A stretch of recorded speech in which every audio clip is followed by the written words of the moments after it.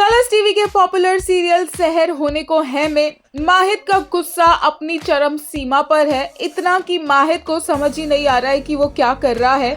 ना ही वो किसी की बात सुन रहा है, ना ही सहर के बोलने पर काम डाउन हो रहा है। और ऐसे में सहर को सिर्फ एक ही ऑप्शन नजर आया माहिद को संभालने का, और वो थे डॉक्टर फरीद। सहर यहाँ पर बहुत ही स्मार्टली काम करती नजर आई। ना सिर्फ उसने माहिद पर ध्यान दिया, उसे कुछ भी गलत करने से या किसी को भी मारने से रोका, बल्कि उसने दूसरी तरफ चाचा सा और बाकी घर वालों को भी पूरी तरह से डिस्ट्रैक्ट कर दिया। अब उसने फाइनली फरीद को कॉल भी किया और माहिद के लिए उसका इलाज भी पूछा कि क्या सॉल्यूशन है।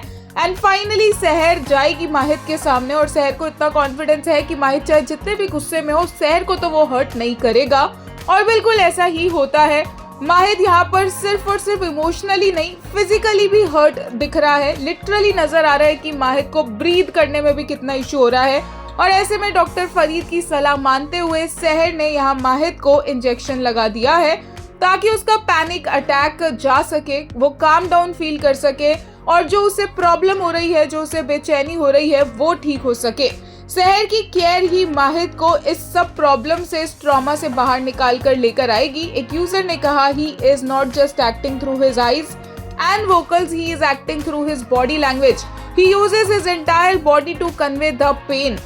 एक और यूजर ने कहा, Parth Samthaan as Mahid freaking put the screen on fire, the way he make scene look so real is commendable, delivered it with such excellence and depth that I was stuck speechless, cannot take my eyes off his breathtaking performance.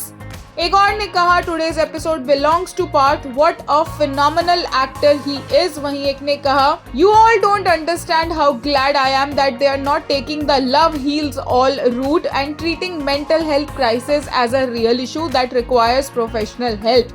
Love will 100% provide comfort and support, but he will need real therapy to fully process his trauma.